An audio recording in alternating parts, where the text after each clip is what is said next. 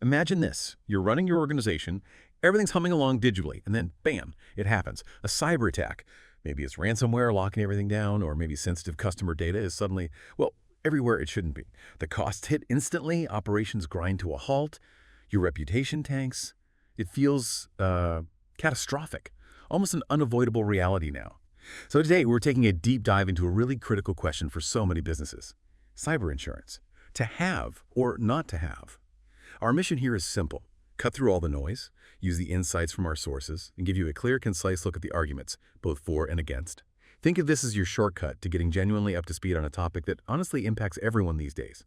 I'm really keen to explore whether this is, less of a choice and more of a must-have in today's world. Yeah, that's absolutely the right place to start because before you even think about signing that policy, you really have to grasp the sheer scale of cyber risks and how they're constantly changing. Understanding that whole landscape, well, it's not just helpful, it's fundamental. It's the bedrock for protecting anything digital. Okay, let's unpack this then. In our digital age, cyber threats aren't just common. They're getting way more frequent, more sophisticated. Why has cyber insurance specifically become such a huge talking point for organizations? Well, it really comes down to a few hard truths. First, the sheer number and, frankly, the cleverness of attacks mean pretty much everyone's a target now. That means significant financial risk, serious reputational risk. Second, the actual cost of a breach is just staggering. We're talking direct costs like legal fees, getting systems back online, which can be huge. And then there's the whole PR effort to try and rebuild trust. That's crucial. And another key point, many industries now have regulations that pretty much push businesses towards things like cyber insurance. It's part of managing risk effectively. So it's not just about protecting yourself, it's often about compliance too. That makes a lot of sense. So if you're not prepared, if a company gets hit without that kind of safety net, the financial backup, the expert help, what are the real tangible risks? What's the actual cost of, being caught out? Oh, the knock-on effects can be just devastating. Without the money insurance might provide, any hit to your reputation just gets dragged out. Recovery is slower, and that eats away at customer trust, sometimes permanently. And something people often forget is the lack of specialized expertise. Without an insurer's network, finding and affording the right cybersecurity pros for incident response, that's tough, really tough. Operations can literally grind to a halt because recovery costs have to come straight out of existing budgets. That might even shut the business down, which leads to these completely unpredictable costs. A single attack can cause financial losses that are, well, catastrophic, stuff you just never budgeted for. And of course, you've got potential regulatory penalties for not complying with data protection laws. That's another big financial hit potentially waiting. Well, yeah, that paints a pretty stark picture. Okay, so if those are the risks of not having it, what's the promise on the other side? What does cyber insurance actually deliver? What are the big upsides? Right. On the positive side, the most obvious thing is financial protection. Solid financial protection. It covers a whole range of costs, data recovery, legal fees, those big regulatory fines we just talked about. It also really helps with business continuity. It gives you resources for a quick recovery, minimizing that downtime that can otherwise just cripple you. It's also a direct help with regulatory compliance, helping you meet those shifting industry standards. But here's something really interesting, the access to risk management expertise. Insurers often have this whole network of cybersecurity professionals. That means invaluable help for prevention, but also for rapid response when something does happen. And ultimately, just having the coverage shows you're proactive about managing cyber risks. That in itself can really boost customer trust. It's clear then, yeah, it's definitely not just about the money. It sounds like it's really about access to critical expertise and shoring up that trust. In a crisis, those things are, well, priceless. Exactly. It's more of a strategic approach to managing your digital risk overall. But, like you said, nothing's perfect, especially in a field moving this fast. So what about the downsides? What are the cons, maybe the hidden complexities or potential pitfalls of relying on cyber insurance? Yeah, there are definitely some significant things to think about. The most immediate one is often the cost. Premiums can be pretty expensive, especially for small and medium-sized businesses, the SMEs. Then there's a really critical issue, coverage gaps. Our sources point out that not all cyber risks might be covered. Think about things like nation-state attacks or maybe insider threats. Those can be incredibly tricky for insurers to cover, often because they're hard to predict or even attribute. So that raises a really big question. Is what you think you're paying for actually covered in the policy details? You need to check that carefully. The claims process itself can also be really complex, very time-consuming. It often requires tons of documentation. And here's a crucial one, this idea of false security.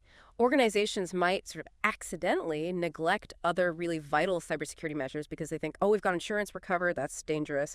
And finally, the threat landscape just keeps evolving, right? So policies might struggle to keep up with brand new attack methods, which could make them less effective over time. That false security point really hits home. It's almost, yeah, counterintuitive that a safety net could accidentally create a weak spot by making people complacent. So how does someone even start to weigh all this up? Our sources lay out a really helpful side-by-side comparison. Let's walk through some of the key differences. Yeah, it's a good way to see the trade-offs. Let's look at financial impact. With insurance, most of the costs, incident response, recovery, lawsuits are mitigated. They're covered, at least partly. Without it, the whole financial weight falls directly on the organization. That could be game over. Then think about risk mitigation support. Insurance often gives you access to cybersecurity experts, specialized services. It's like having an extended response team on call. Without it, you're totally relying on your own internal team, if you have one, or scrambling to find and hire experts during a crisis, which is not ideal. Right. So it's not just getting cash back. It's about getting actual help right when you desperately need it. What about things like compliance and reputation? Exactly. For regulatory compliance, insurance can actively help you meet those complex rules, help navigate that legal minefield. Without it, you're facing the full risk of potentially huge noncompliance penalties yourself. And for reputation management, policies often bundle in crucial PR and communication support. That helps manage how the public sees you during and after a breach. Without that support, you have far fewer resources to control the story and rebuild trust. And finally, the cost. It's an interesting comparison. With insurance, you have those regular premium costs, predictable, even if high. Without it, you face potentially much, much higher, completely unpredictable, maybe even devastating one-off costs if an incident happens. It's really a choice between a known expense and a potentially existential financial risk. Okay, that really brings us to the core question for anyone listening. Yeah. How do you figure out if it's the right call for you, for your specific situation? Our sources give some pretty clear guidance on when it's usually recommended and also when it might be less critical.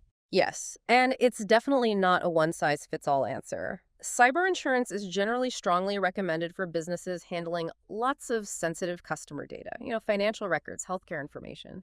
The consequences of that data getting out are just too severe. It's also highly recommended for organizations that have maybe limited in-house cybersecurity teams or resources.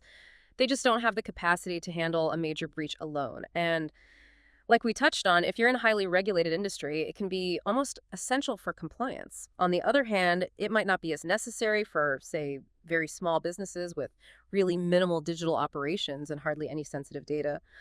Also, organizations that already have really robust, mature in-house cybersecurity programs and solid risk management plans might feel they have less need for it. And finally, you have some entities that basically self-insure. They consciously set aside significant financial reserves specifically for these kinds of unexpected events. They might choose to opt out too. So the bottom line really seems to be, deciding on cyber insurance comes down to your organization's specific risk appetite, your industry, and how strong your current cybersecurity setup already is. It's a very strategic calculation.